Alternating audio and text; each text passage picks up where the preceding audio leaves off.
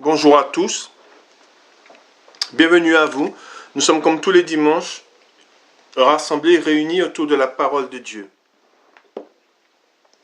Et nous nous nourrissons de la parole de Dieu, afin que nous soyons agréables, afin que nous sachions et que nous apprenions à faire la volonté de Dieu, ce que Dieu attend de nous.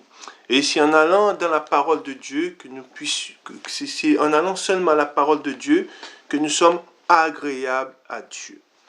Si on ne va pas dans la parole de Dieu, si on ne va pas à l'enseignement, on ne peut pas plaire à Dieu, on ne peut pas faire la volonté de Dieu. Et on ne peut pas connaître ce que Dieu attend de nous, attend de tous ceux qui veulent le suivre. Tous ceux qui veulent suivre le Seigneur doivent aller dans sa parole. Ne pouvons pas suivre Dieu, ne pouvons pas dire que nous aimons Dieu si nous n'allons pas dans sa parole. Amen. Il est très important, dans ces temps de la fin, dans ces temps de détresse dans lesquels nous sommes, et la détresse viendra encore, il y aura encore des temps difficiles, et afin que le Seigneur puisse nous garder, nous devons aller dans sa parole. Amen. Gloire à Dieu. Gloire au Père, au Fils et au Saint-Esprit, comme il était au commencement, maintenant et pour les siècles des siècles. Amen. Dieu Tout-Puissant, au nom de ton Fils, notre Seigneur Jésus-Christ, nous te prions et nous te demandons de nous pardonner. Pardonne-nous nos offenses, comme nous aussi nous pardonnons à ceux qui nous ont offensés, et délivre-nous du malin. Délivre-nous de tout mal, Père éternel, au nom de ton Fils, notre Seigneur Jésus-Christ. Seigneur Jésus-Christ, Maître, nous te prions et nous te demandons de nous pardonner. Pardonne-nous nos offenses, comme nous aussi nous pardonnons à ceux qui nous ont offensés, et délivre-nous du malin. Délivre-nous de tout mal, Seigneur Jésus-Christ. Esprit Saint, Esprit Consolateur, conduis-nous sur la voie droite qui mène jusqu'à notre Seigneur Jésus-Christ et jusqu'au Dieu le Père. Esprit Saint, Esprit Consolateur, fortifie-nous, affermis-nous et restons-nous. Amen. Nous allons faire maintenant la prière que notre Seigneur Jésus-Christ, notre Maître, nous a enseignée. Et nous disons, Notre Père qui êtes aux cieux, que ton nom soit sanctifié, que ton règne vienne, que ta volonté soit faite sur la terre comme au ciel. Donne-nous aujourd'hui notre pain quotidien. Pardonne-nous nos offenses comme nous aussi nous pardonnons à ceux qui nous ont offensés, et ne nous induis pas en tentation, mais délivre-nous du malin. Car c'est à toi qu'appartiennent dans tous les siècles le règne, la puissance et la gloire. Amen.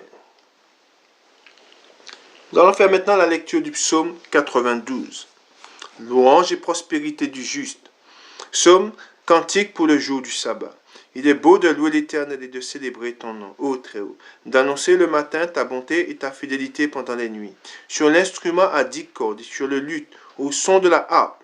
Tu me réjouis par tes œuvres, ô Éternel, et je chante avec allégresse l'ouvrage de tes mains. Que tes œuvres sont grandes, ô Éternel, que tes pensées sont profondes. L'homme stupide n'y connaît rien, et l'insensé n'y prend point garde. Si les méchants croissent comme l'herbe, si tous ceux qui font le mal fleurissent, c'est pour être détruits à jamais. Mais toi, tu es le Très-Haut, à perpétuité, ô Éternel. Car voici tes ennemis, ô Éternel. Car voici tes ennemis périssent.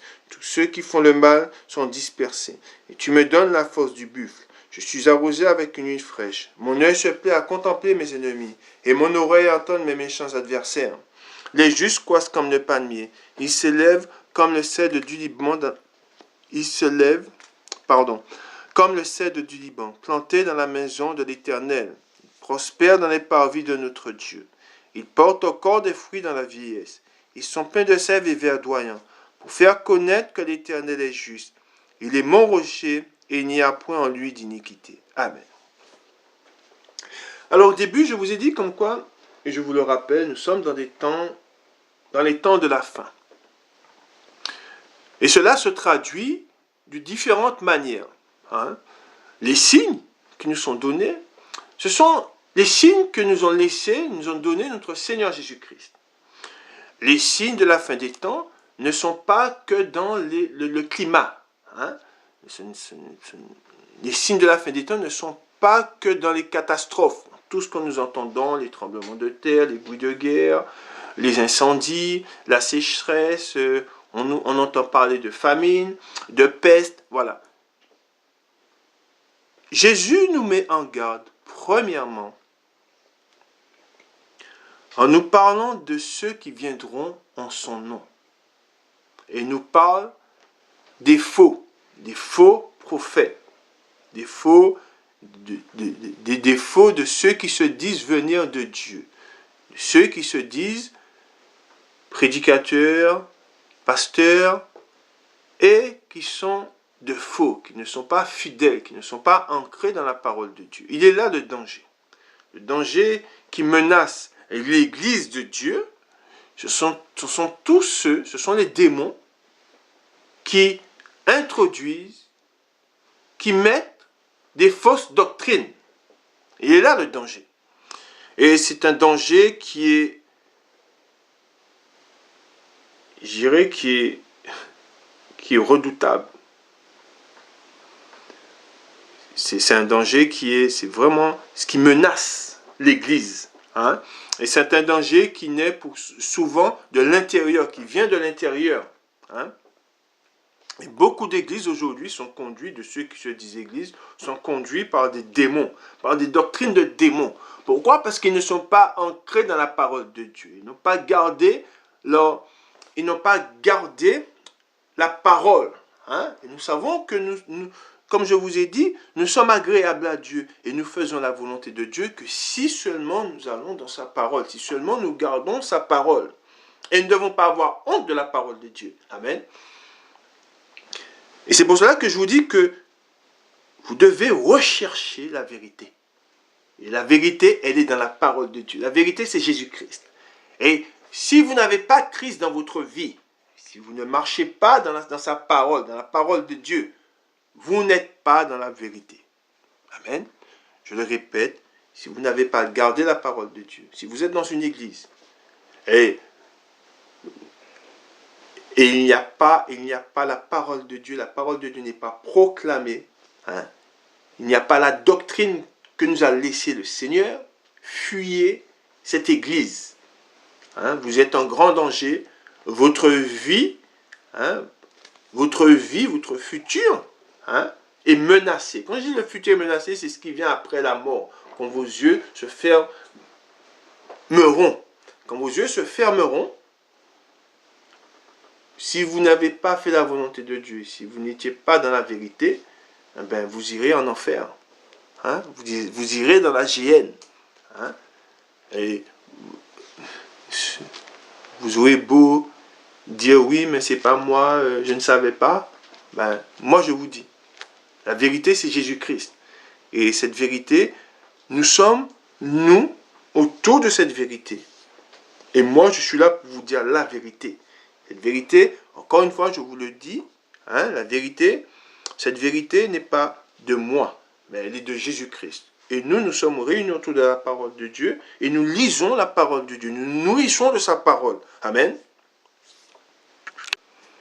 Gloire à Dieu, gloire au Père, au Fils et au Saint-Esprit, comme il était au commencement, maintenant et pour les siècles des siècles. Amen. Je vais vous donner le titre, je vous donne le titre de la parole du jour. Alors le titre de la parole du jour, soumettez-vous donc à Dieu. Amen. Je répète, soumettez-vous donc à Dieu. Et nous allons voir ce titre, soumettez-vous donc à Dieu, nous allons voir ce qu'il dit ensuite. C'est ce que nous devons faire. Si nous voulons être agréables à Dieu, si nous avons réellement connu le Seigneur, nous savons qu'on ne peut aller vers Jésus-Christ qu'en se soumettant. On ne peut pas aller vers Jésus-Christ sans se soumettre. Nous devons nous soumettre. Hein, pour aller à Jésus-Christ, nous devons aller vers lui, aller en sa présence. Nous devons nous soumettre. Hein, et nous allons voir ce qui est dit sur la soumission, se soumettre. Hein, se soumettre à Dieu, se soumettre à la parole de Dieu. Et beaucoup aujourd'hui disent suivre Dieu, Ils parlent de Dieu. Ils disent aimer Dieu. Mais ils l'ont renié. Ils l'ont renié en ne se soumettant pas à sa parole. Et ça, c'est quelque chose qui est frappant. Moi qui suis prédicateur, et vous allez voir le sujet que nous allons aborder, vous allez voir les différents sujets que nous allons aborder. Beaucoup de chrétiens, de ceux qui se disent chrétiens, ne sont pas soumis à Dieu. Nous savons que le monde n'est pas soumis à Dieu. Le monde ne se soumet pas. Le monde, à travers ses actes, à travers ce qu'ils disent, à travers ce qu'ils font, nous savons qu'ils ne se sont pas soumis à Dieu, qu'ils ne se soumettent pas à la volonté de Dieu. Mais cela ne doit pas être ainsi au milieu de nous. Nous devons nous soumettre à Dieu. Nous devons nous soumettre à la parole de Dieu pour lui être agréable, pour lui montrer que nous l'aimons, pour lui montrer aussi que nous avons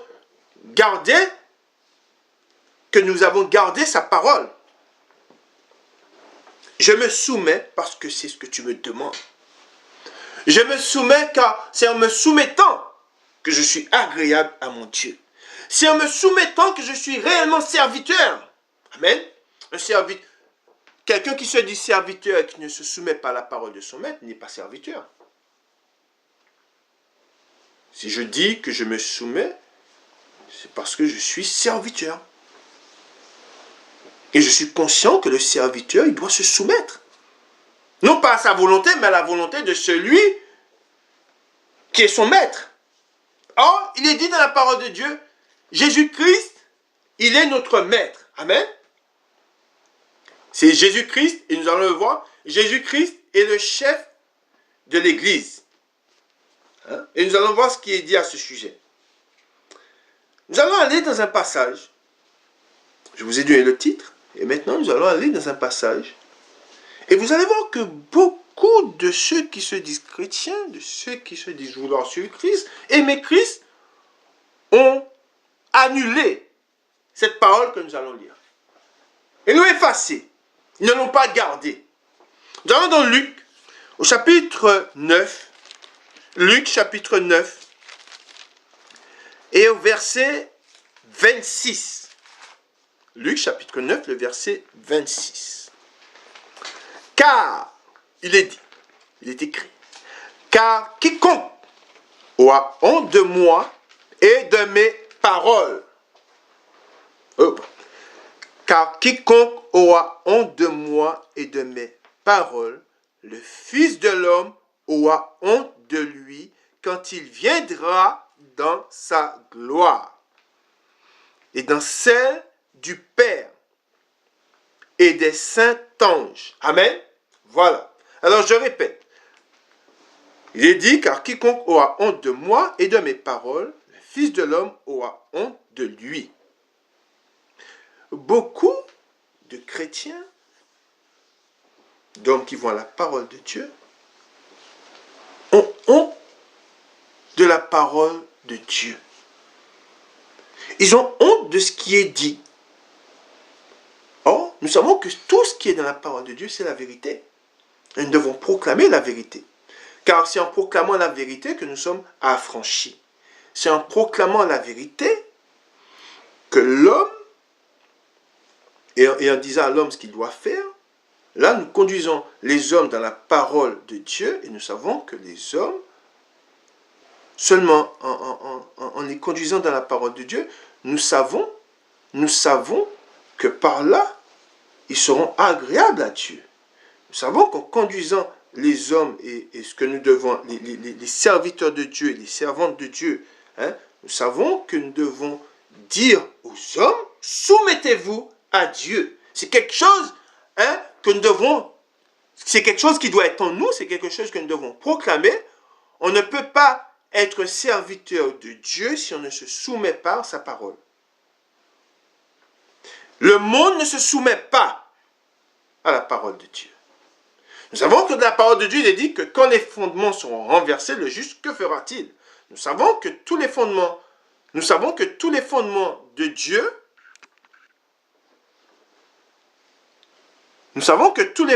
Dieu, sont renversés. Et nous savons que dire des choses qui sont écrites dans la parole de Dieu, les dire dans le monde,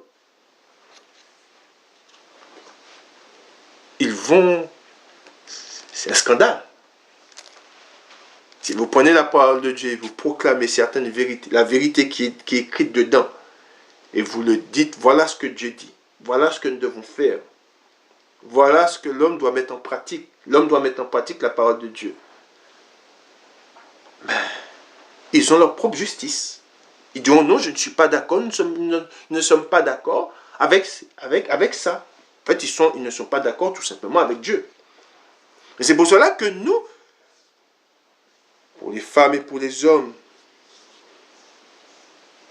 pour les enfants aussi, les enfants sont concernés, nous sommes tous concernés. Hein, quand le peuple est appelé, tous étaient appelés. Hein, pour être enseignés.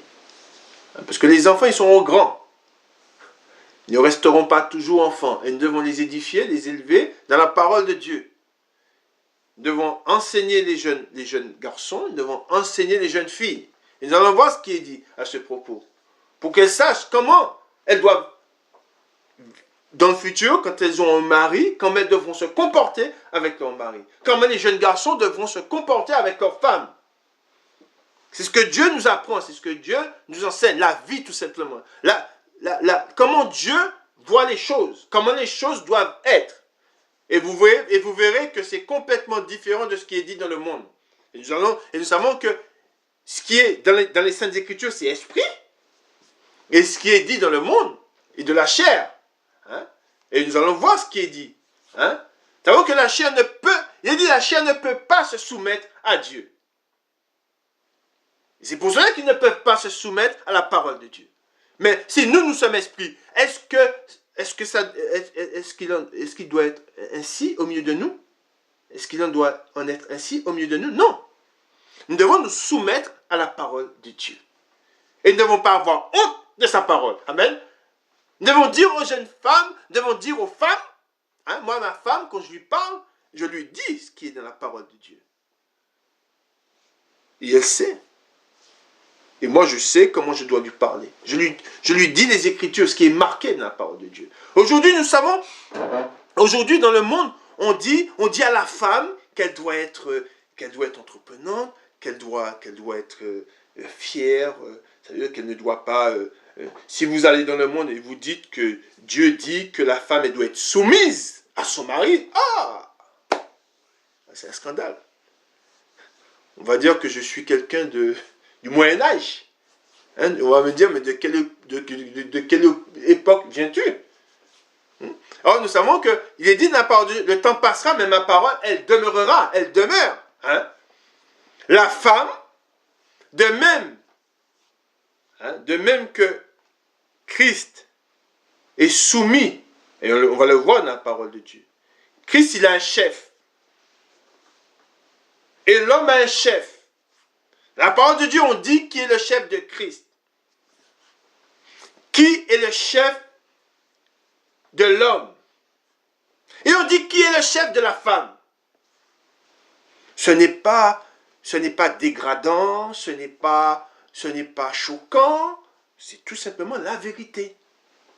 Et le monde ne se soumet pas à la parole de Dieu. Et c'est pour cela qu'on voit que ceux qui sont dans la chair, ils font ce qui est mal aux yeux de Dieu. On voit que le mariage aujourd'hui est renversé. Alors le mariage vient de Dieu. On voit que les hommes ne se sont pas soumis aux règles du mariage. Il y a des règles dans le mariage. Quand on se marie, il y a des règles. De même que nous, quand nous sommes en alliance avec Christ, il y a des règles. Il nous a laissé ses commandements. Et c'est pour cela que je vous dis qu'aujourd'hui, toutes les paroles de Dieu, la parole de Dieu telle qu'elle est, si nous la proclamons, quand nous la proclamons aux oreilles des hommes, mais ils ne la reçoivent pas. Ils ne se soumettent pas à la parole de Dieu. Et nous devons nous soumettre à sa parole. Nous devons faire la volonté de Dieu. Et comme je vous ai dit, l'homme ne se soumet pas à la parole de Dieu. Or, nous allons voir tout ce qui est écrit, nous allons voir ce qui est dit. Le fait que nous devons nous soumettre.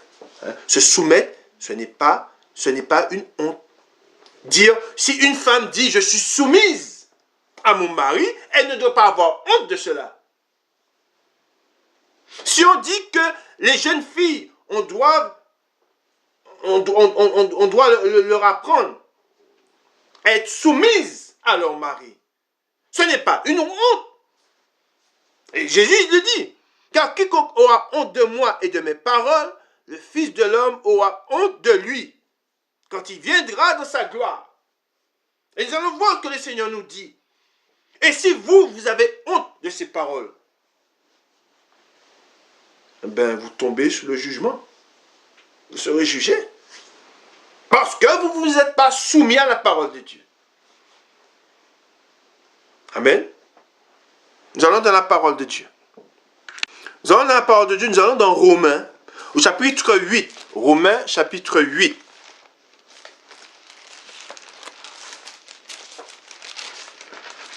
Romains, chapitre 8, le verset 5.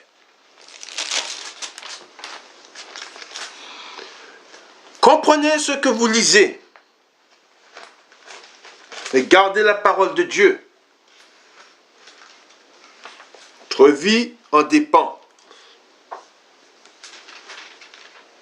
Ceux, en effet,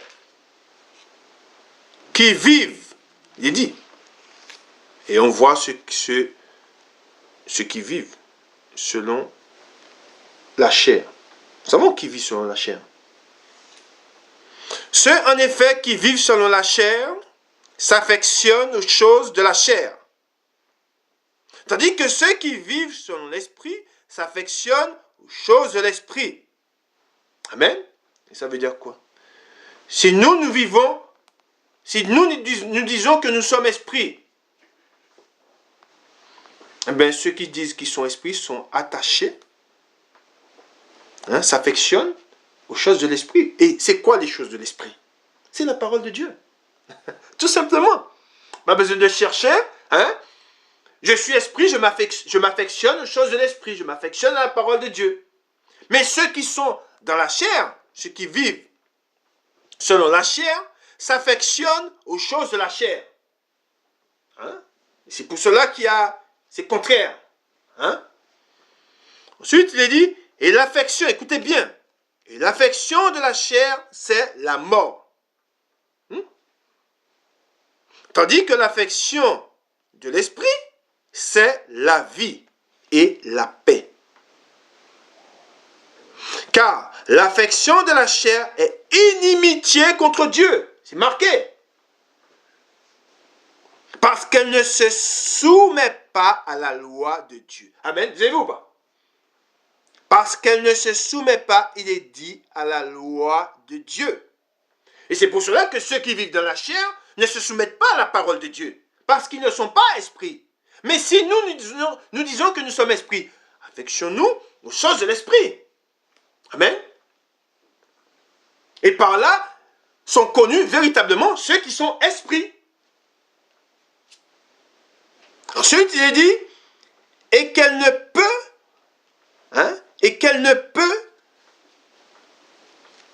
même pas, il est dit. Je reprends, au 7. Car l'affection de la chair est inimitié contre Dieu, parce qu'elle ne se soumet pas à la loi de Dieu, et qu'elle ne le peut même pas. Voilà ce qui est dit. Or, ceux qui vivent selon la chair ne sauraient plaire à Dieu. Voilà. Ils ne peuvent pas plaire à Dieu. Tout simplement parce qu'ils vivent, ils s'affectionnent aux choses de la chair. C'est pour cela qu'ils ne peuvent pas plaire à Dieu. Alors, si nous disons que nous sommes en Christ, nous devons nous affectionner à ce qui est esprit. Et la parole de Dieu est esprit. Amen. La parole de Dieu ne vient pas d'un homme. Car toute l'écriture est inspirée de Dieu. Amen. Et nous devons la garder, nous devons la mettre en pratique.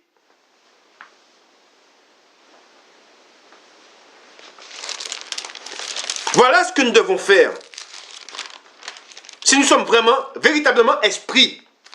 Si vous êtes véritablement né de nouveau, la parole de Dieu, vous devez vous affectionner à la parole de Dieu. Vous devez vous attacher à la parole de Dieu. Et celui qui ne s'attache pas à la parole de Dieu n'est pas esprit, tout simplement. Car il s'affectionne aux choses de la chair.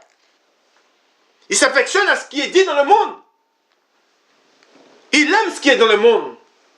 Il aime comment le monde vit. Amen.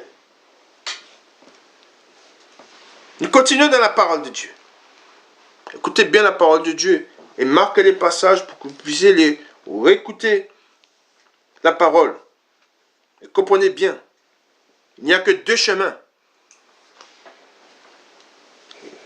Le chemin qui mène à la perdition et le chemin qui mène au royaume des cieux. Choisissez le bon chemin. Car je vous le dis, nous savons qu'il nous est dit dans la parole, rachetez le temps. Amen. Nous savons à qui nous devons plaire. Nous savons à qui nous voulons être agréables. Amen. Nous allons dans 1 Corinthiens. 1 Corinthiens, chapitre 11. Si vous n'êtes pas d'accord avec ce qui est dit, ce que nous disons, qui ne vient pas de nous, c'est que vous n'êtes pas esprit. Vous êtes dans la chair, vous vous affectionnez aux choses de la chair. Vous aimez ce qui est dit dans le monde. Car le monde ne fait pas ce qui plaît à Dieu et le monde ne dit pas ce que Dieu veut entendre, ce qui est agréable à Dieu. Nous allons dans 1 Corinthiens chapitre 11 et nous lisons à partir du verset 2.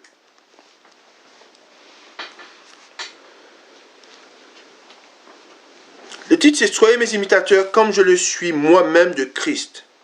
Il est écrit. Le titre c'est « Hommes et femmes devant Dieu ». Amen. Je répète, « Hommes et femmes devant Dieu », le titre.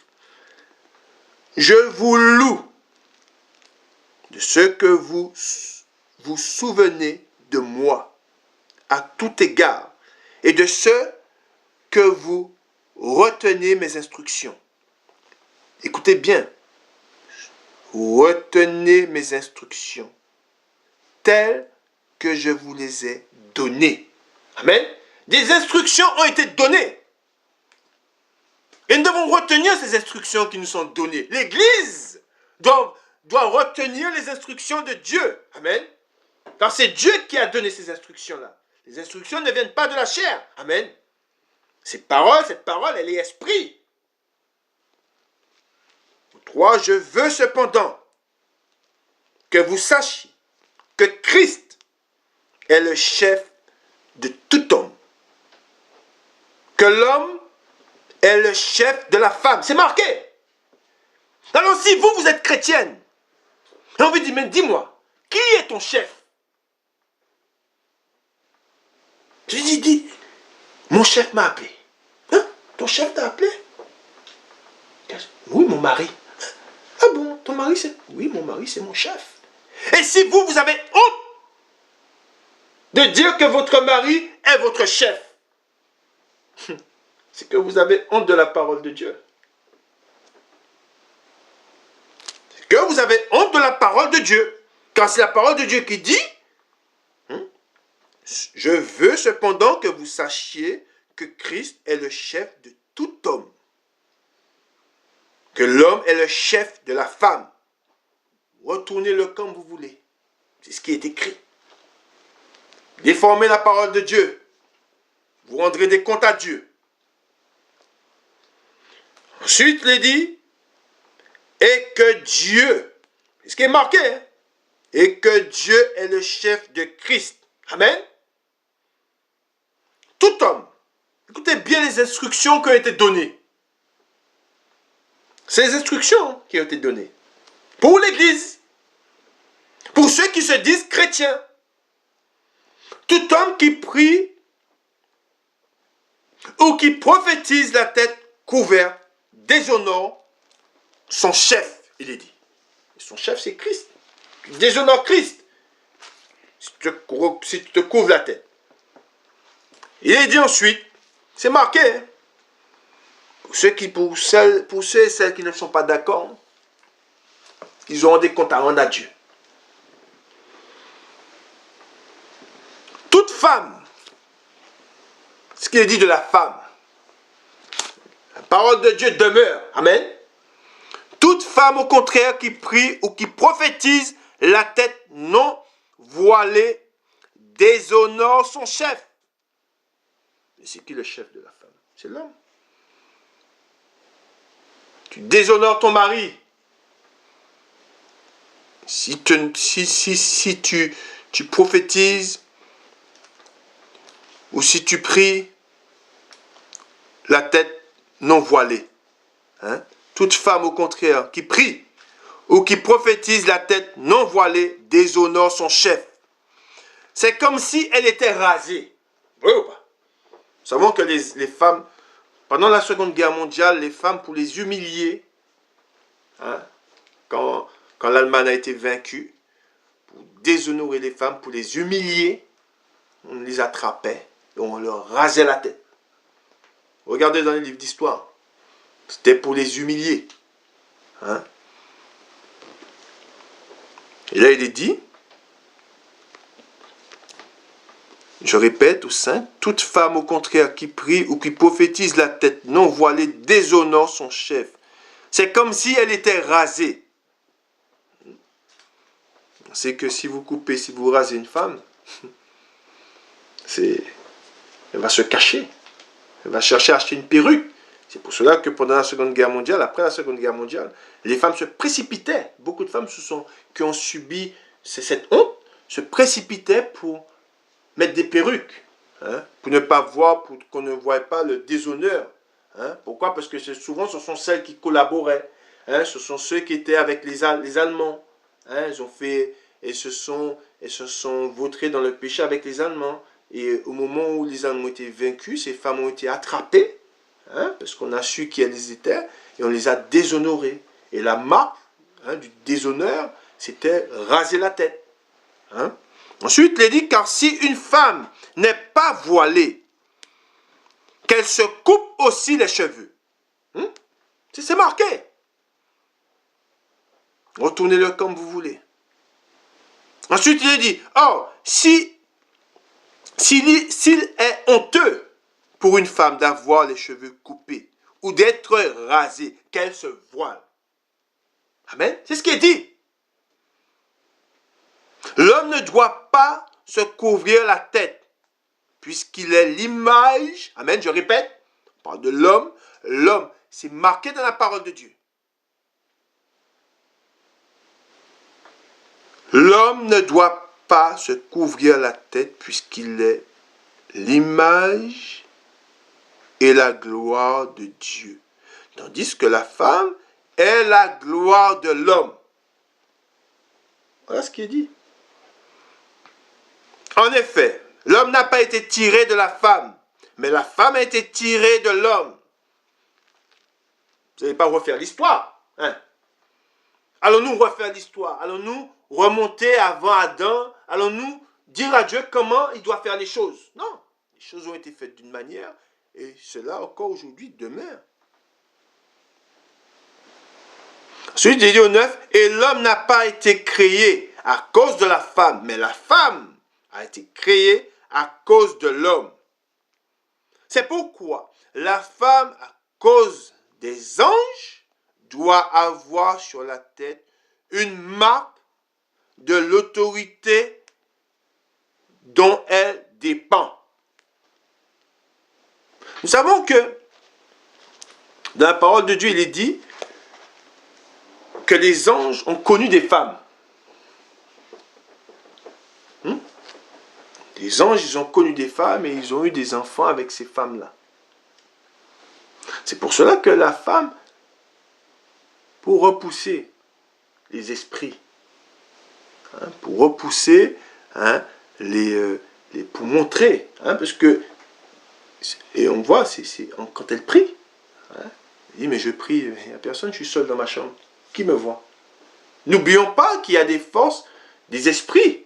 Hein, et que la femme, elle doit montrer l'autorité dont elle dépend. Et la femme ne doit pas avoir honte de dire, voilà, je dépends d'une autorité. De même que l'homme n'a pas honte de dire qu'il dépend d'une autorité. Christ dépend d'une autorité. Il le dit dans toutes les Écritures. Il ne fait rien ce que le Père ne lui ait dit. Ça dépend d'une autorité. De même que dans l'Église, il est dit que la femme, que si elle parle dans l'Église, c'est seulement si son mari lui donne l'autorité, lui donne le droit de parler dans l'Église. Mais ne voyez pas ça comme une honte. Nous ne devons pas voir ça comme une honte. Hein, parce que le monde, si vous allez dire ça dans le monde, ils seront choqués. Les femmes du monde. Mais moi, mon mari, il n'est pas mon chef. Je fais ce que je veux. Je vais où je veux. Je n'ai pas à rendre de compte à qui que ce soit. Mon mari, je ne lui rends pas de compte. Et c'est pour cela que le monde va ainsi, est ainsi. Le mariage est renversé. Tous les fondements sont renversés. Divorce sur divorce. On ne sait plus. On ne sait plus qui est chef dans un foyer. On ne sait plus. L'homme a perdu l'autorité dans son foyer. Beaucoup ont délaissé, des hommes ont délaissé leur foyer. Les enfants sont voués à eux-mêmes. Et il n'y a pas la parole de Dieu pour rétablir toutes choses, pour voir dans quel sens nous devons marcher. Il n'y a plus de lumière dans les foyers.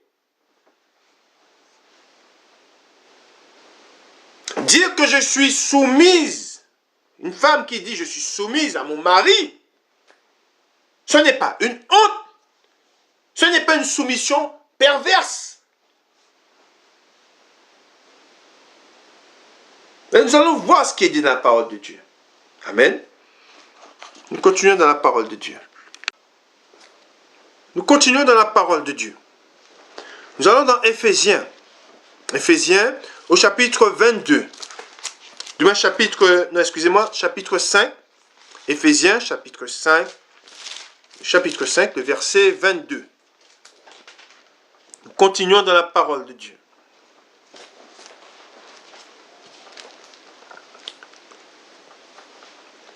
Femmes, écoutez bien et lisez bien. Il est écrit, femmes, que chacune soit soumise à son mari. Et comme je vous ai dit, si vous allez, le monde ne reçoit pas cette parole. Ah, ça brûle. Ça les brûle, ça. Ça brûle les femmes du monde. Comment ça non, je n'ai pas... on n'est plus au Moyen-Âge. Je ne suis pas d'accord. Mais si tu n'es pas d'accord, tu n'es pas d'accord avec Dieu. Les femmes qui sont dans les églises, celles qui se disent être dans l'église de Dieu, faisant partie de l'église de Dieu, vous devez vous soumettre à vos maris. Amen. C'est ce qui est marqué. Ne soyez pas rebelles. Vous allez voir, la soumission n'est pas un déshonneur. Simplement la soumission, c'est l'obéissance. C'est obéir à ce que Dieu nous demande. Chacun à sa place. Dieu est un Dieu d'ordre, pas un Dieu de désordre. Le désordre règne dans le monde. Mais l'ordre doit régner dans l'église de Dieu. Amen. Femme, que chacune soit soumise à son mari, comme au Seigneur. Car le mari est le chef, c'est marqué, hein? Car le mari est le chef de la femme, comme Christ est le chef de l'Église. qui est son corps et dont il est le sauveur. Or, de même que l'Église est soumise, hein? Ouais, c'est l'Église est soumise à Christ. Il dit, or, de même que l'Église est soumise à Christ, les femmes aussi doivent l'être à leur mari en toutes choses. Ça brûle ceux du monde. Ils ne la supportent pas, cette parole. Ensuite, il est dit, on lit tout. Marie, que chacun aime sa femme, comme Christ aime l'Église. Et là, ça veut dire beaucoup. Il dit Marie, que chacun aime sa femme, comme Christ aime l'Église. Ça veut dire lui pardonner tout. Le mec, il dit pour la femme en toute chose, eh bien pour le mari, c'est pareil. Le mari doit pardonner à sa femme. Christ nous a pardonné. Il a pardonné aux membres de l'Église. Il nous a pardonné à nous qui sommes venus vers lui. Et de même, hein, nous devons aimer nos femmes comme Christ aime l'Église. Ça veut tout dire. Vous voyez comment nous sommes avec Christ? Ben, nous devons aimer nos femmes comme Christ aime l'Église. Ça comporte beaucoup de choses, ça comporte tout. Amen. En toutes choses. Nous devons lui pardonner, nous devons les chérir, nous devons être patients. Hein, je le dis pour moi aussi. Nous devons être patients. Ensuite, il est dit, et c'est livré, hein, nous devons nous livrer. Hein, les hommes doivent se livrer pour leurs femmes. Il dit, et c'est livré lui-même pour elle. Amen. Afin de la sanctifier en la purifiant et en la lavant par l'eau de la parole, pour faire paraître devant lui cette Église, glorieuse, sans tache, ni ride, ni rien de semblable, mais sainte. Amen. Voilà comment nous devons les rendre, nos femmes. Mais sainte et irréprochable. C'est ainsi que le mari, il est dit, doit aimer sa femme. Nous avons des devoirs. Chacun, nous avons des devoirs. Amen. L'homme a des devoirs, la femme a des devoirs. Comme son propre corps, celui qui aime sa femme. Regardez bien, Marie. Pour les maris, ça. Celui qui aime sa femme s'aime lui-même. Car jamais personne n'a haï sa propre chair, mais il la nourrit et en prend soin, comme Christ le fait pour l'Église. Amen. Voilà la comparaison, le lien qui est fait. Vous voyez, c'est le lien qui est fait, c'est comme l'Église et Christ. Amen. C'est le lien qui est fait entre le mari et la femme. Hein, c'est comme si le mari, c'est Christ, hein, et la femme, c'est l'Église. Hein, cette comparaison, elle est forte. Parce que nous sommes membres de son corps. C'est pourquoi l'homme quittera son père et sa mère, et voilà ce que nous devons enseigner à nos enfants. Nous allons le voir encore. C'est pourquoi l'homme quittera son père et sa mère et s'attachera à sa femme, et les deux deviendront une seule chair. Ce mystère est grand, et je dis cela par rapport à Christ et à l'Église. Du reste, que chacun de vous aime sa femme comme lui-même, et que la femme respecte. Que la femme respecte son mari. Vous savez, aujourd'hui, les femmes, beaucoup de femmes et beaucoup de maris aussi ne respectent pas, ne se respectent pas. Hein? Il doit y avoir du respect. Amen. Nous continuons dans la parole de Dieu. Nous allons dans Tite. Vous allez voir ce qui est demandé. Comment nous devons parler? Comment ceux qui servent Dieu doivent parler? Rappelez-vous, celui qui aura honte de mes paroles, de moi et de mes paroles, j'aurai honte de lui aussi. Nous allons voir, il est dit dans la parole de Dieu, Tite, chapitre 2, pour toi, dis les choses qui sont conformes à la sainte doctrine. Amen. Voilà ce que nous devons faire. Voilà ce que je dis. Voilà ce que je proclame. Pour toi, dis les choses qui sont conformes à la sainte doctrine. Dis que les vieillards doivent être sobres, honnêtes, modérés, saints dans la foi, dans l'amour, dans la patience. Dis que les femmes âgées doivent aussi avoir l'extérieur qui convient à la sainteté. Ça aussi, c'est pourquoi? Pour les personnes d'un certain âge qui s'habillent comme des jeunes femmes. On ne sait même plus si c'est... Quand on les voit, on ne sait même plus qui est la fille, qui est la petite fille et qui est la mamie. On ne sait plus. Hein? Là, c'est pour ça qu'il dit que les femmes âgées doivent aussi avoir l'extérieur qui convient à la sainteté. N'être ni médisant, ni adonné aux excès du vin. Qu'elles doivent donner de bonnes instructions dans le but d'apprendre, regardez bien, aux jeunes femmes à aimer leur mari et leurs enfants. Voilà ce qu'on doit apprendre aux jeunes femmes. Être retenues, chastes, occupées aux soins domestiques, bonnes, je répète, bonnes et soumises. Quand on dit soumise aux soins domestiques, on entend aujourd'hui, on dit oui, mais c'est de notre âge, des femmes qui font le ménage ou qui sont attentionnées. Je parle en général, attentionnées dans leur foyer. Hein? Aujourd'hui, la femme, c'est non, aujourd'hui, je suis une femme de bureau, je suis une femme, mon foyer, bon, ça, c'est plus moi. Non. La femme peut travailler en même temps, comme les deux, le mari aussi, hein, et prendre soin du foyer. Hein? Prendre soin du foyer, ça englobe beaucoup de choses. Ça englobe l'éducation des enfants, ça englobe beaucoup de choses. Hein? Alors je répète, au 4, dans le but d'apprendre aux jeunes femmes à aimer leur mari et leurs enfants, à être retenues, chastes, occupées aux soins, hein, occupées aux soins domestiques, hein, c'est tout ce qui concerne la maison. Hein. Ensuite, bonnes, soumises à leur mari, afin, et regardez bien ce qui est écrit ensuite, afin que la parole de Dieu ne soit pas calomniée. Hein. Voilà ce qui est dit, voilà ce qui est demandé. Hein?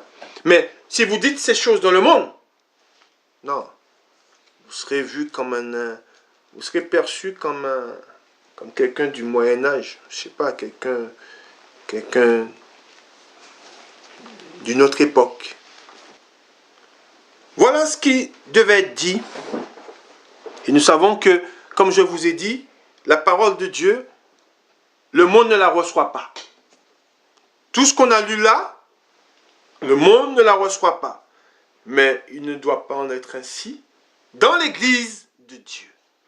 Nous devons nous soumettre à la parole de Dieu. Si nous l'aimons, si nous disons marcher avec lui, marcher avec Christ, nous devons recevoir cette parole et ne pas la retrancher. Hein? Ce qui est demandé à la femme, ce qui est demandé à l'homme, c'est ce que nous avons lu, c'est ce que demande Dieu. Amen. Et alors n'écoutez pas ce qui se dit dans le monde. Parce qu'à ce moment-là, vous ne serez pas, n'aurez pas d'affection, vous n'avez pas d'affection pour la parole de Dieu. Vous avez l'affection pour les choses du monde. Hein? Et c'est pour cela que si nous sommes esprits, comme la parole nous dit, nous devons nous affectionner aux choses de l'esprit. Et ce que nous lisons, ça c'est esprit. Nous continuons dans la parole de Dieu. Nous allons au psaume 2. Nous avons vu là, ensemble, nous avons vu la première partie. Et nous allons faire le rapprochement maintenant, nous allons voir Christ. Amen.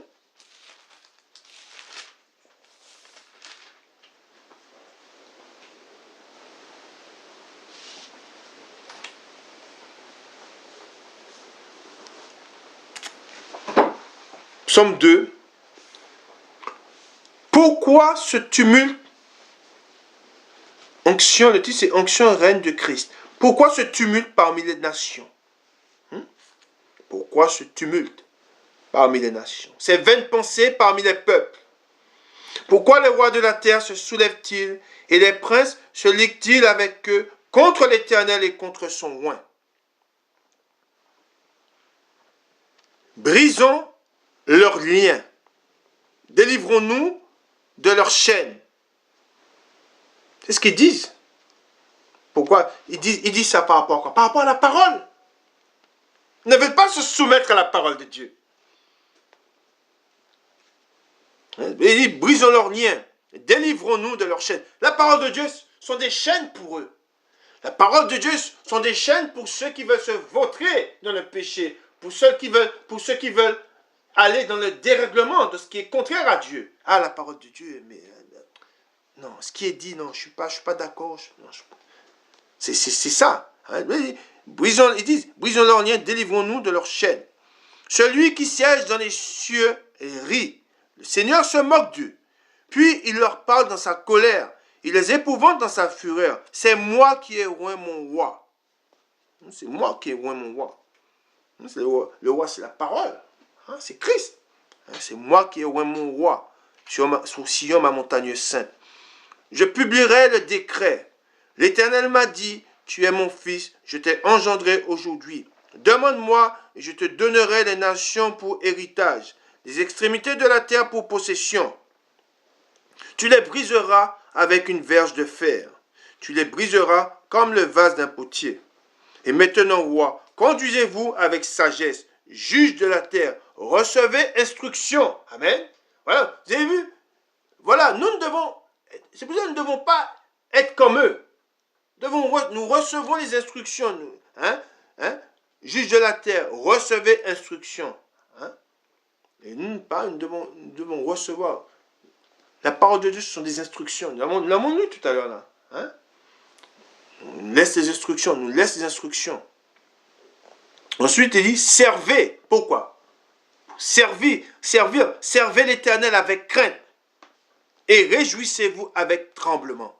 Baisez le Fils de peur qu'il ne s'irrite et que vous ne périssiez dans vos voies, car sa colère est prompte à s'enflammer. Heureux tous ceux qui se confient en lui. Amen. Nous continuons, nous allons dans Job. Job, chapitre 22, et le verset 16. Job, chapitre 22, le verset 16.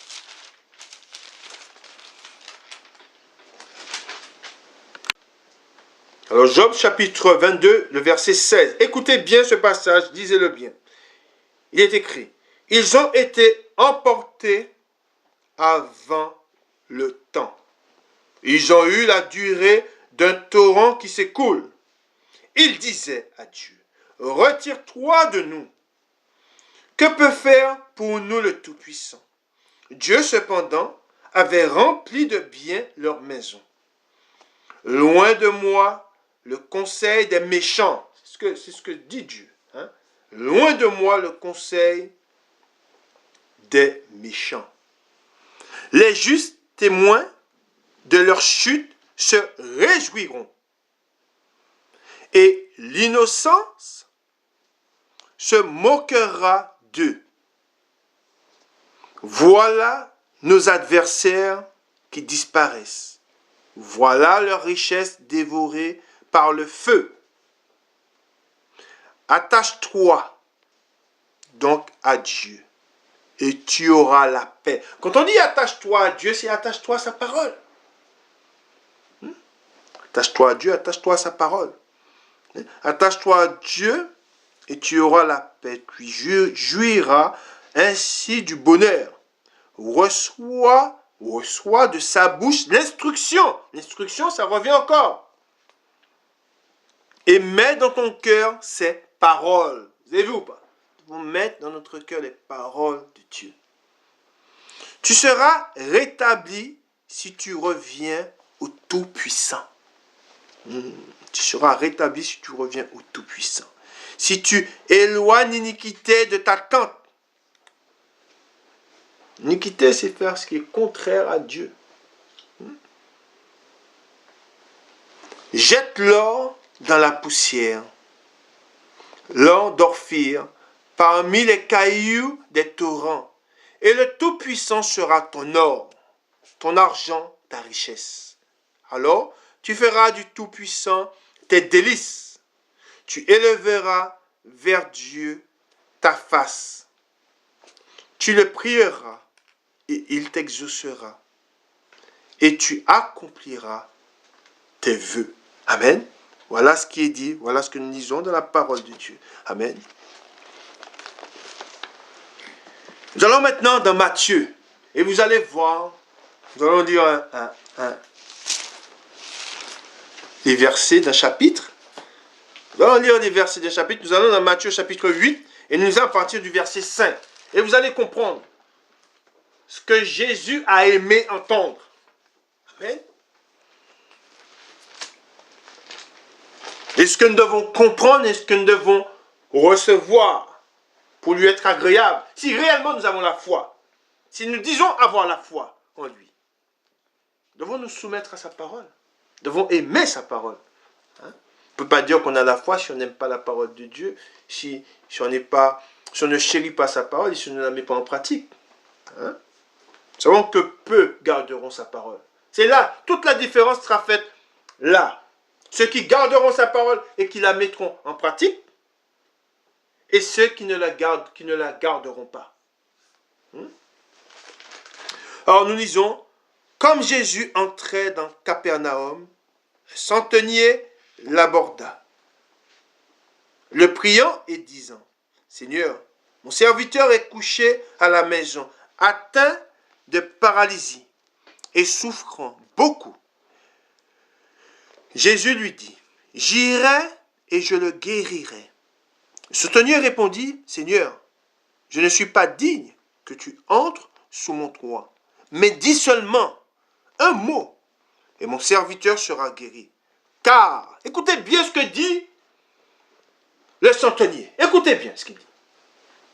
Car moi qui suis soumis, il le dit, il n'éprouve pas, c'est un centenier, il n'éprouve pas de honte. Il dit, moi qui suis soumis, le centenier, soldat. Il dit à Jésus, car moi qui suis soumis à des supérieurs, j'ai des soldats sous mes ordres. Et je dis à l'un, va et il va. À l'autre, viens et il vient. Et à mon serviteur, fais cela. Regardez bien ce qu'il dit. Et à mon serviteur, fais cela. Et il le fait. Écoutez bien ce qui est dit au 10. Après l'avoir entendu, Jésus fut dans l'étonnement et dit à ceux qui le suivaient, je vous le dis en vérité, même en Israël, je n'ai pas trouvé une aussi grande foi. Voilà, la foi.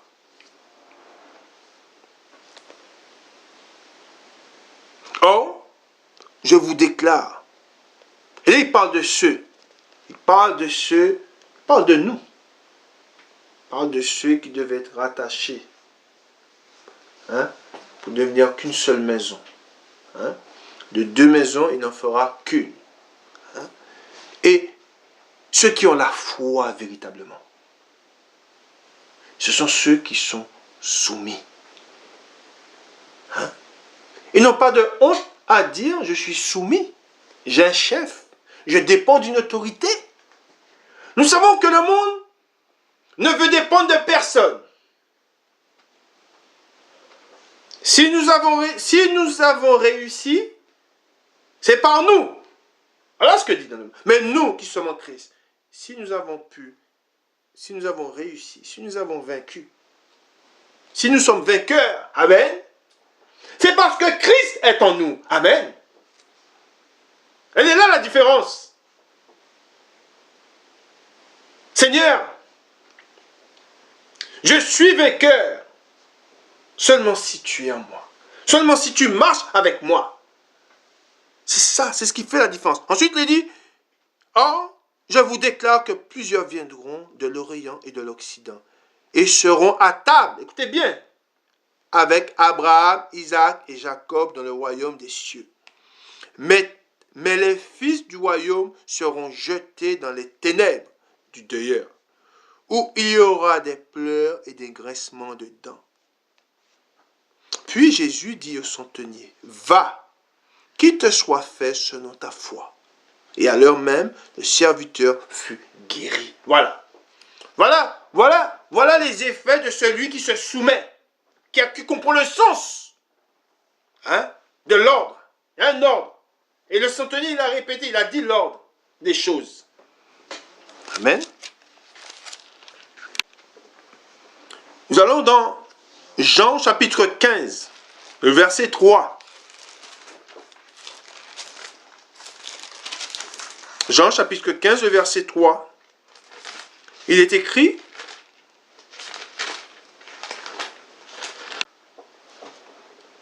déjà vous êtes purs à cause de la parole que je vous ai annoncée. Demeurez en moi, c'est ce qu'il dit. Demeurez en moi. Demeurez en moi, comme je vous ai dit, demeurez en ma parole. Il est la parole. Amen. Demeurez en moi et je demeurerai en vous. Comme le serment ne peut de lui-même porter du fruit s'il ne demeure attaché au cep. Ainsi, vous ne le pouvez pas non plus. Amen. Si vous ne demeurez en moi, je suis le cep, vous êtes les serments. Les sarments. Celui qui demeure en moi et en qui je demeure porte beaucoup de fruits, car sans moi, vous ne pouvez rien faire. Ça aussi, ça le monde ne veut pas l'entendre. Je n'ai besoin de personne. Si je réussis, c'est par moi-même. Or, nous qui nous humilions devant Dieu, je ne peux rien faire sans toi, Seigneur. Quand vous entrez en prière, Seigneur, je ne peux rien faire sans toi. C'est ça. La différence, ce n'est pas une honte. Ça, c'est l'orgueilleux. L'orgueilleux, le diable est orgueilleux. Si vous êtes orgueilleux, l'esprit du diable vous conduit. Non, jamais je ne dirai, j'ai besoin de toi. Non, je n'ai besoin de personne. Ce sont les orgueilleux qui parlent de la sorte. Mais nous, qui sommes en Christ, nous ne sommes pas orgueilleux. Seigneur, on s'humilie devant toi. Je m'humilie devant toi. J'ai besoin de toi, Seigneur. Je ne peux rien faire sans toi, Seigneur. Mais si vous parlez comme ça dans le monde, ah, tu es faible. Tu es un faible. Non. Aucune honte de dire que nous avons besoin du Seigneur. Dites-le aux païens. Sans mon Dieu, je ne peux rien faire. Sans Christ, je ne peux rien faire. Car il est tout pour moi. Et je suis attaché à lui. Détaché de lui, je suis mort. Amen. Alors nous allons faire de la lecture. Nous ne sommes pas fainéants pour lire. Nous devons lire la parole de Dieu afin d'être affermis. Je veux que vous soyez affermis, ancrés dans la parole de Dieu. Nous allons dans Actes au chapitre 4. Actes chapitre 4.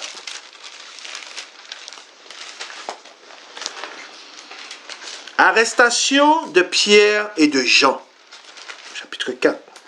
Pourquoi ont-ils été arrêtés? On voit.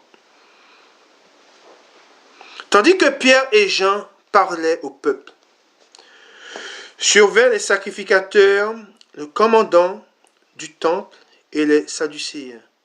Mécontents.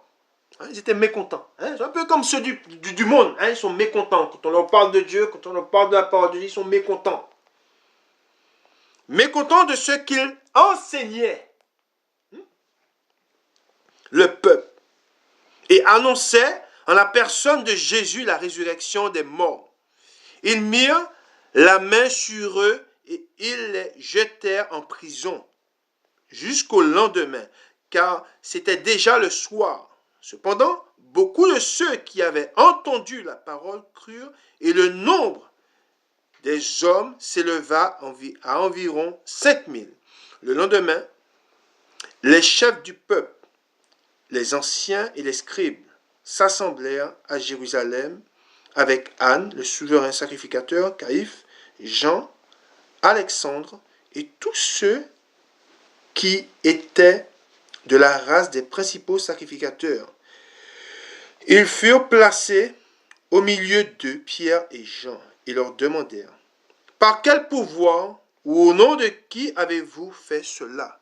Alors Pierre, rempli du Saint-Esprit, leur dit, « Chef du peuple et ancien d'Israël, puisque nous sommes interrogés aujourd'hui sur un bien accordé à un homme, soit un bienfait, accordé à un homme malade, afin que nous disions comment il a été guéri. Sachez-le tous, et que tout le peuple d'Israël le sache. C'est par le nom de Jésus-Christ de Nazareth que vous avez crucifié et que Dieu a ressuscité des morts. C'est par lui que cet homme se présente en pleine santé devant vous. Jésus est la pierre rejetée par vous qui bâtissez et qui est devenue la principale de l'angle. Il n'y a de salut en aucun autre, car il n'y a sous le ciel aucun autre nom qui ait été donné parmi les hommes par lequel nous devions être sauvés. Lorsqu'ils virent l'assurance de Pierre et de Jean, ils furent étonnés. Et sachant que c'étaient des hommes du peuple sans instruction, et ils les connurent pour avoir été avec Jésus. Mais comme ils voyaient là, près d'eux, l'homme qui avait été guéri, ils n'avaient rien à répliquer. Ils leur ordonnèrent de sortir du Sanhédrin. Et ils délibérèrent entre eux, disant, « Que ferons-nous à ces hommes? Car il est manifeste pour tous les habitants de Jérusalem que miracle signalé a été accompli par eux. Et nous ne pouvons pas le nier. Mais afin que la chose ne se répande pas davantage parmi le peuple, défendons-leur avec menace de parler désormais à qui que ce soit en ce nom-là. Et les ayant appelés, ils leur défendirent absolument de parler et d'enseigner au nom de Jésus. Pierre et Jean leur répondirent, « Jugez s'il est juste devant Dieu de vous obéir plutôt qu'à Dieu, car nous ne pouvons pas ne pas parler de ce que nous avons vu et entendu. » Amen. Voilà. On voit qu'il y a de la résistance vis-à-vis de ces hommes, nos frères, qui proclament la vérité, qui disent les paroles. Et des paroles qui sont dites, c'est les paroles, on voit, il dit, alors Pierre rempli du Saint-Esprit, ce sont des paroles qui sont esprits. Amen. Même que nous devons proclamer et dire les paroles qui sont esprits. Et ne pas avoir peur de ce que pensent ceux qui sont dans le monde. Ne pas avoir peur de leur jugement. Nous devons dire ce qui est esprit, les paroles de l'esprit. Amen. Ensuite, il est dit, ils leur firent de nouvelles menaces. On a fait des menaces. Et les relâchèrent, ne sachant comment les punir à cause du peuple, parce que tous glorifiaient Dieu de ce qui était arrivé. Car l'homme qui avait été l'objet de cette guérison miraculeuse était âgé de plus de 40 ans. L'Église dans la puissance du Saint-Esprit. De même, nous devons être dans la puissance Nous sommes dans la puissance du Saint-Esprit quand nous proclamons la parole de Dieu. Amen. Il dit, après avoir été relâchés, ils allèrent vers les leurs et racontèrent tout ce que les principaux sacrificateurs et les anciens leur avaient dit. Lorsqu'ils l'eurent entendu, ils élevèrent à Dieu la voix, tous ensemble, et dirent, Seigneur, toi qui as fait le ciel, la terre, la mer, et tout ce qui s'y trouve, c'est toi qui as dit par le Saint-Esprit, par la bouche de notre Père, ton serviteur David, pourquoi ils ne conçoivent pas les choses de Dieu. On voit qu'ils se sont opposés à Pierre. Pourquoi ce tumulte parmi les nations et ces vaines pensées parmi les peuples? Les rois de la terre se sont soulevés et les princes se sont ligués contre le Seigneur et contre son roi. Amen. Ensuite, il est dit, 27, en effet, contre ton saint serviteur Jésus, que tu as oint, Hérode et Ponce Pilate se sont ligués dans cette ville, avec les nations et avec les peuples d'Israël, pour faire tout ce que ta main et ton conseil avaient arrêté d'avance. Et maintenant, Seigneur, vois leurs menaces. Amen. Il représente une menace. Hein? Pourquoi une menace? Parce qu'ils sont contre la parole de Dieu. Hein? Contre la vérité. Cette vérité que nous lisons depuis tout à l'heure. Hein? Ils sont contre cette vérité. Ensuite, il est dit, vois leurs menaces et donne. Voilà ce que nous devons demander au Seigneur. Et donne à tes serviteurs d'annoncer ta parole avec une pleine assurance. En étendant ta main pour qu'il se fasse des guérisons, des miracles et des prodiges par le nom de ton saint serviteur Jésus. Et ensuite il est dit, quand ils eurent prié, le lieu où ils étaient assemblés trembla. Ils furent tous remplis du Saint-Esprit et ils annonçaient la parole de Dieu avec assurance. Voilà ce que nous devons faire. Voilà ce qu'il manque à beaucoup. C'est d'annoncer la parole de Dieu, d'annoncer la vérité. Cette parole qui n'est pas de nous, l'annoncer avec assurance. Si nous sommes l'Église de Dieu, si nous sommes ses enfants, si nous disons le suivre, nous devons dire la vérité. Amen. Nous allons dans 1 Corinthiens au chapitre 15 et au verset 27.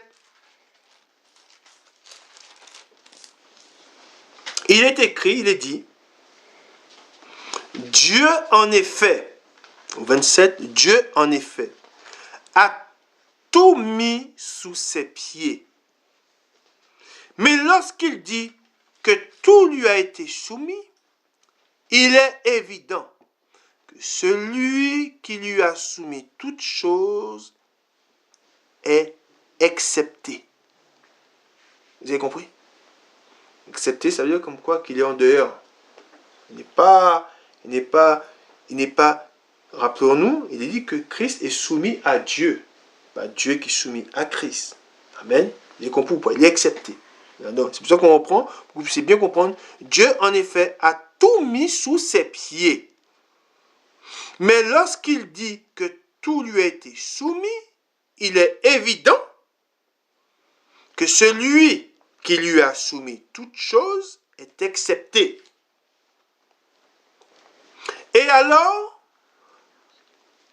et lorsque toutes choses, écoutez bien, et lorsque toutes choses lui auront été soumises, alors le Fils même sera soumis à celui qui lui a soumis toutes choses, afin que Dieu soit tout en tous. Amen. Est-ce que vous avez bien compris ce passage? Voilà ce qui est dit dans la parole de Dieu. Est-ce que nous devons bien comprendre? Nous voyons que Christ Est-ce que Christ, il dit, quand le Seigneur parle, il dit, est-ce qu'il a une gêne, une honte à dire qu'il a dit? Hein, il est soumis à Dieu. Christ est soumis à... La soumission, nous ne devons pas voir ça comme une honte. Nous ne devons pas rougir. Hein, de dire, moi je dis, je suis soumis à Dieu. Je suis soumis à Christ. Amen. Christ est mon chef. Christ est mon maître. Et je le proclame. Amen. Et sachez-le, si vous ne vous soumettez pas à Dieu, si vous ne vous soumettez pas à Christ, vous serez soumis à un autre. Nous savons à qui? Au diable. Nous allons dans Philippiens, au chapitre 2. Philippiens, chapitre 2, et le verset 5.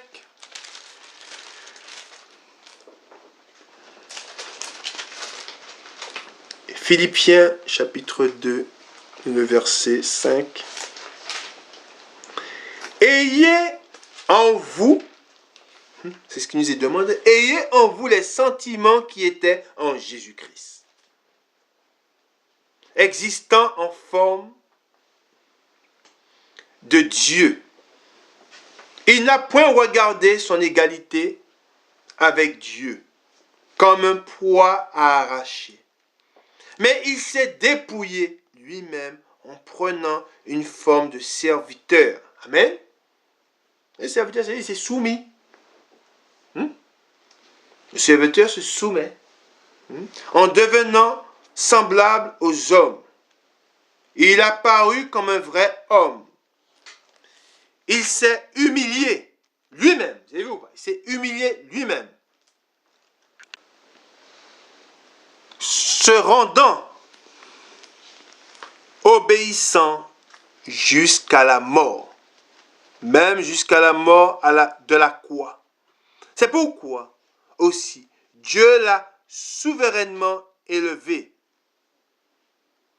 et lui a donné le nom qui est au-dessus de tout nom, afin qu'au nom de Jésus, tout genou fléchisse, dans les cieux, sur la terre et sous la terre, et que toute langue confesse que Jésus est Seigneur, à la gloire de Dieu le Père. Amen. Et il s'est, comme je vous ai dit, il s'est humilié, il s'est rabaissé. Et c'est ce que Dieu nous demande. Nous devons nous rabaisser et il nous élèvera. Et tous ceux qui ne se seront pas humiliés, qui ne se sont pas rabaissés, seront rabaissés. Tous ceux qui seront élevés, les orgueilleux, tous ceux qui sont contre la parole de Dieu, seront rabaissés. Mais tous ceux qui se sont humiliés devant la parole de Dieu, qui se sont soumis à la parole de Dieu, ceux-là seront élevés. Amen. Et de même que Christ s'est soumis, de même il a été élevé dans la gloire. Amen. Nous allons dans Hébreux, Hébreux chapitre 12, et à partir du verset 9. Hébreux chapitre 12, à partir du verset 9. Il est écrit, d'ailleurs, puisque nos pères selon la chair nous ont châtiés, et que nous avons respecté, ne devons-nous pas, à bien plus forte raison, nous soumettre, on parle de soumettre au Père des esprits pour avoir la vie. Amen. Voilà ce qui est dit. Nous devons nous soumettre pour avoir la vie. Amen. Ensuite, il est dit, nous allons dans Jacques, au chapitre 4.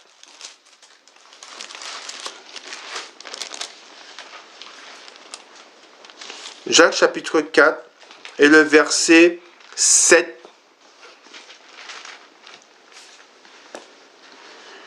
Où il est dit, soumettez-vous donc à Dieu. Jacques chapitre 4, le verset 7. Soumettez-vous donc à Dieu. et résistez au diable, et il fuira loin de vous. Approchez-vous de Dieu, et il s'approchera de vous. Nettoyez vos mains pécheurs, purifiez vos cœurs, hommes irrésolus. Amen. Voilà ce qui est dit. Voilà. Et soumettez-vous donc à Dieu et résistez au diable, et il fuira loin de vous. Et c'est pour cela que le monde qui ne s'est pas soumis à Dieu, ceux qui ne se sont pas soumis à Dieu et qui sont dans le monde, le diable n'a pas fui loin d'eux. Au contraire, ils mangent dans la main du diable. Ils sont conduits par le diable. Et ils sont esclaves du diable. Amen. Qui dit esclave du diable, esclave du péché. Amen. Nous lisons un dernier passage. Nous allons dans Jude.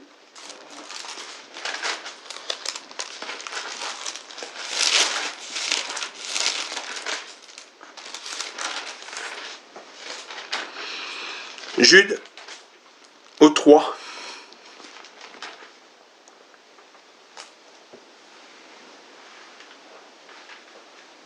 Avertissement contre l'impiété et les fausses doctrines. Bien-aimés, alors que je désirais vivement vous écrire au sujet de notre salut commun, je me suis senti obligé de vous envoyer cette lettre pour vous exhorter à combattre pour la foi. On se rappelle de ce que Jésus a dit aux centeniers. À combattre pour la foi qui a été transmise aux saints une fois pour toutes. Car il s'est glissé, comme je vous l'ai dit, le danger vient de l'intérieur.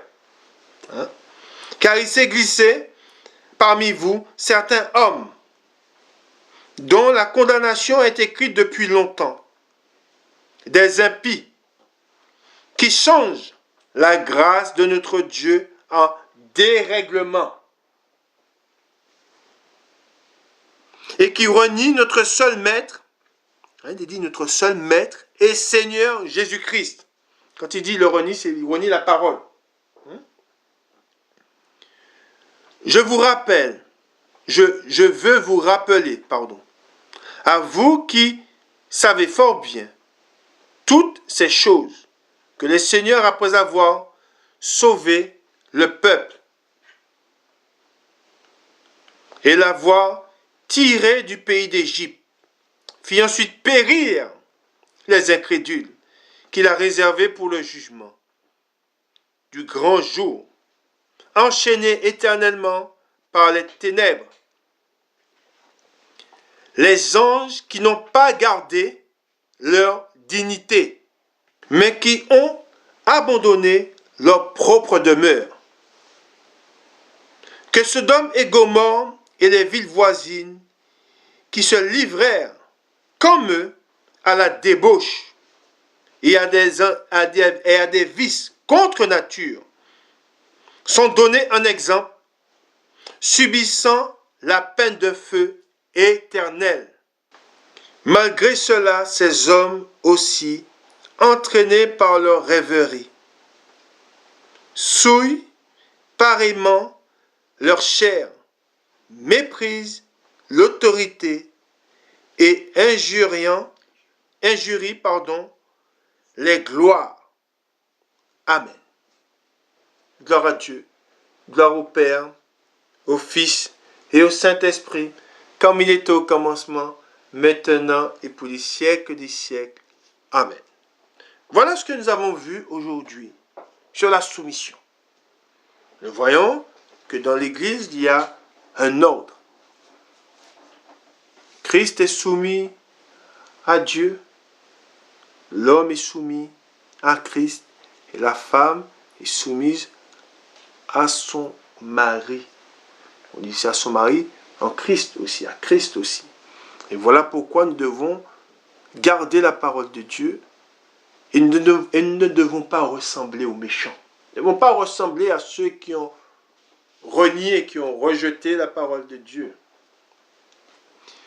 et qui ont préféré leur parole nous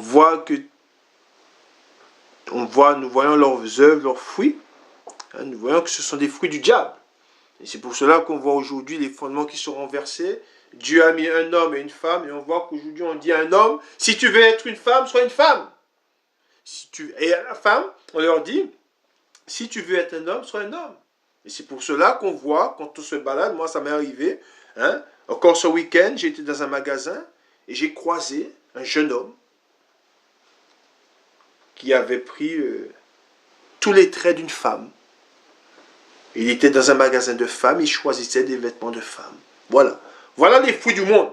Voilà le fruit de ceux qui ont renié la parole de Dieu. Nous voyons leurs fruits. Et nous ne voulons pas leur ressembler. Dieu m'a fait homme.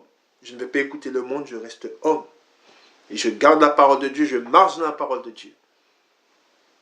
Amen. Retenons la parole de Dieu. Car seulement c'est en la retenant et en la mettant en pratique que nous avons la vie. Amen. Que le Seigneur vous bénisse et que le Seigneur vous garde. N'ayez pas honte de la parole de Dieu. Attention. Que le Seigneur vous bénisse. Amen.